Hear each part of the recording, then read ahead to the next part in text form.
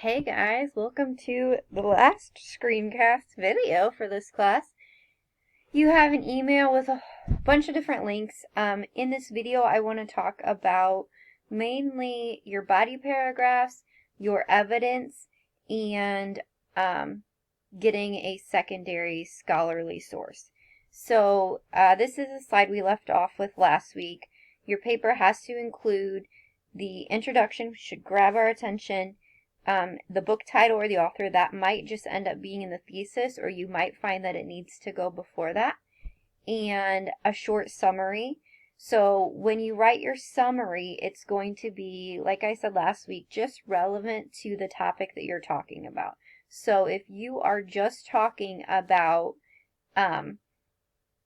marriage and Pride and Prejudice, you're only going to give a summary on the marriage stuff. Who proposed to who ended up getting married, that sort of thing. And you could include your short summary as your, like, the beginning, the introduction. Sometimes it makes sense to do that before you introduce the thesis.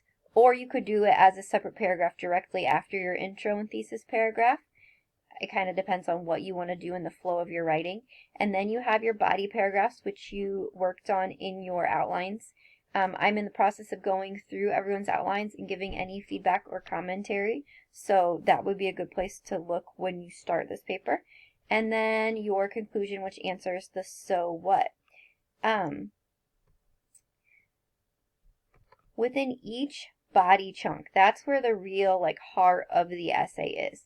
And so just like any other argumentative essay, you want to include a claim, you want to include data, evidence that backs up, that supports your claim, and then you want to include warrant, explanation that explains how what you just proved explains what you're trying to prove in your thesis.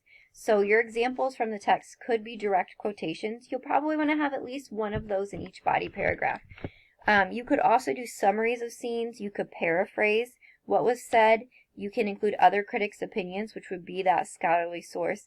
And you could include the historical and social context that you found from outside sources. Whenever you use your sources with direct quotations, you always want to include a page number as where it appears in your book. So in this case for MLA, you do the author's last name and a space and then the page number that it appears on. So your body paragraphs, you're going to open with a topic sentence. You're going to include the evidence and the explanation in the middle, and then you want to build us up for the next topic you're going to talk about in a transition sentence at the end of your paragraph. So this is an example from a book that was not any of your choices, but they have this claim: people used to be social and invite others over just to sit on the front porch and talk, but there is none of that in the world Bradbury has created. So that's the claim, and then they give us some summaries, and they give us a specific quote from the text to back that up, and then this whole section at the bottom is the author explaining what all of that means and how it proves her thesis. You are going to have a works cited page in your paper. It'll be the last page, and it'll say works cited, and you will cite 1 to 2, at least one. Everybody has to cite their book, and this is how you cite a book in MLA format. And you can find all of this information in the first couple pages of the book where the copyright is. Sometimes you will have multiple publication dates. For example, in The Great Gatsby, it was first written in 1925, and that's why it says 1925 directly after the title. But this particular edition that we are using was published, actually, printed in 2004. So for the many of you that are doing Great Gatsby, this is the exact citation for you right there. So sorry, kids that have other books. Ask me questions if you want with yours. In text, when you do your citations, if you have a direct quote, it always needs the page number, like I said. So you give the direct quote, you don't put any punctuation there. You, in parentheses, put the author last name, page number, and then you put a period at the end. After you have done this once, included the author's last name, any additional citations from that book can just have the page number. You don't have to keep rewriting the author's last name. The only exception to this is if you, in between evidence, if you give evidence from a source outside of your book, you will cite that, and then the next time that you cite evidence from your book, you will write the author's last name again. So basically, the last name carries forward every time that you do a citation from that same source, and then when you switch sources, you have to do the last name again. The biggest struggle with this paper, or the biggest thing I see, is people just dropping evidence in the middle of it and not explaining it. So you want to make sure that you want to introduce the quote well. You can paraphrase and you can do scene summaries. Sometimes people choose these really long quotes, and it's not really necessary to have that entire quote to back up your evidence, because you could have said what happened in that quote in a much easier way. Generally, if one of your characters is saying it, if the words that they use matter, direct quote it. If you're just trying to tell us action that happened, summarize that or paraphrase it in your own words. When you quote, you want to quote enough of the original text to explain a complete thought. And if you have to, if you want to cut out some of the quote, you can abridge it with the ellipses here. You just put them in brackets around anything that you took out of the quote. You always want to introduce your quotations. So tell us who's talking, tell us where this is happening in the book, anything we need to know before you just drop the quote with us. So you see here in these are actually from a paper that I wrote a while ago about a book, and I'm giving you, before you even hear the quote, I'm giving you kind of my explanation as to why this quote matters. It proves that he feels he's only loved out of familial obligation. So I am giving you my warrant before I'm giving you my evidence, and I think that this sometimes is helpful because I know who said it. It was him, and I know why I'm reading this and how it pertains to the argument that I am listening to. Sometimes I just need to introduce who the person is. So this scholar concludes, and then this is a direct quote from that scholar. If I had just included this quote, it would have been confusing as to who said this. Why should I be interested in what they said? You can also replace words in your sentence with quoted material if it makes sense in your sentence. Manly experiences exquisite pleasure. That finishes a sentence out. The words from the book work as my words in the sentence. So I don't have to do any commas or any sort of introducing of it, or that he has pale eyes and silver-rimmed spectacles. Those are the exact words that the author used, but it fits into my actual sentence, so I can just insert those words in, but put quotes around them to show that they're not actually my own descriptions. When you paraphrase or summarize scenes, you do not need to include page numbers for that. So when you tell about something that's happening, or you say like her dad gave her an angry speech, kind of paraphrasing it, you don't need to put the page numbers for that. The main thing as you're thinking about the evidence that you're giving in each body paragraph is you want to explain the significance of the quotes before them, after them, sometime around them. Including your own thoughts is necessary. It's the whole point of this. You're telling us what the words from the book or from the scholar are sharing for us. And if you're including several different quotes, make sure to link how they kind of work together. So you're explaining the reasoning that you have to your reader.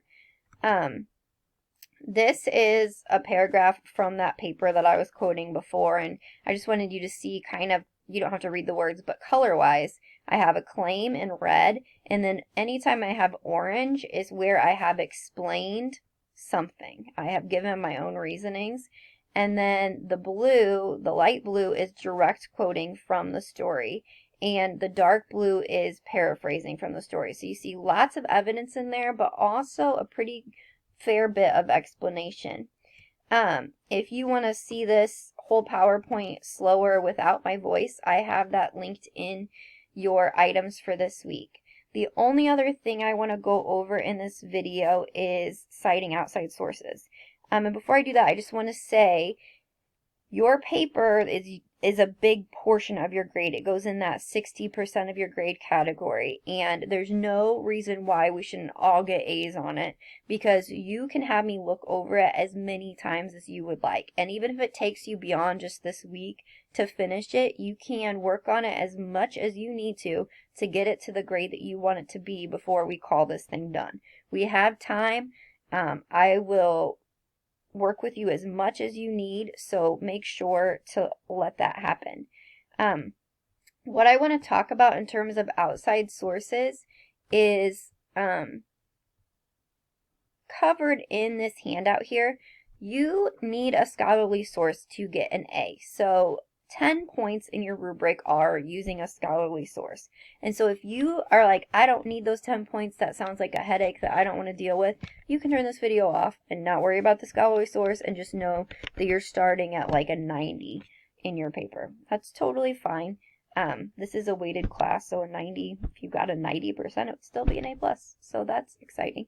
But if you want to do a scholarly source, it's not as bad as it sounds. So scholarly sources are just, it means that other scholars have looked at them and said, yeah, this checks out.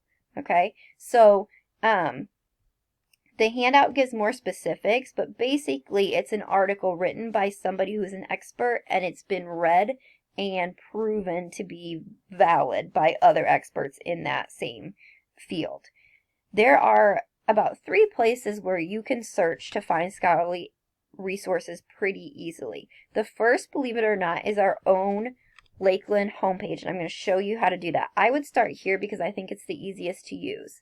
The second is Google Scholar. That includes only scholarly articles, but you do have to wade through quite a bit of extra material sometimes. And then lastly, if you are going to college and you have login information for that college already, you could go into their libraries page and use their search engines. Most of the time they'll have a list of A to Z databases, and I've listed some of the more popular databases for literature below. The basic idea behind finding a scholarly source is for you to kind of enter the conversation with other scholars and say, here's some other people that are really smart in this topic and they agree with me. So if you go to the Lakeland page for students, you click on the students there. If you scroll down, there is this site that says Inspire.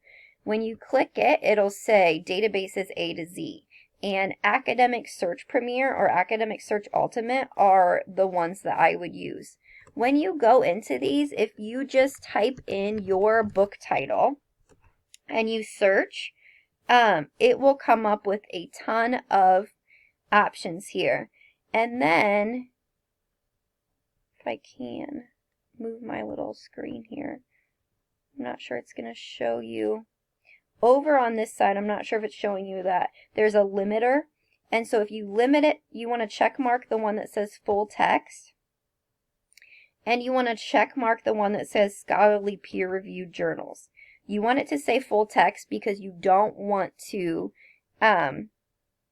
mess with ones that just show you the citation. You want to be able to see these things that say PDF or HTML full text so you know you can get the article. And then you want it to be scholarly, so you click that as a limiter. And then you kind of just go through and find somebody that has something to do with your topic. If you want to narrow it down, this is pretty narrow already. There's only 13. If you want to narrow it down, you could always add Kite Runner and a topic that you are going to talk about. You only need to use the secondary source once in your paper. So maybe it just goes to prove one of the points that you made in one of your body paragraphs. You use a citation from them one time somewhere, and that gives you the full 10 points for using that.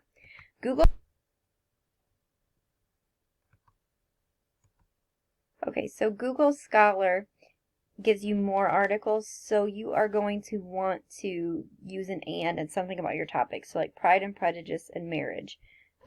You can choose if you'd like newer articles to do a time range, but you want to not check the include patents and not check the include citations, because those will be irrelevant to what you're trying to find.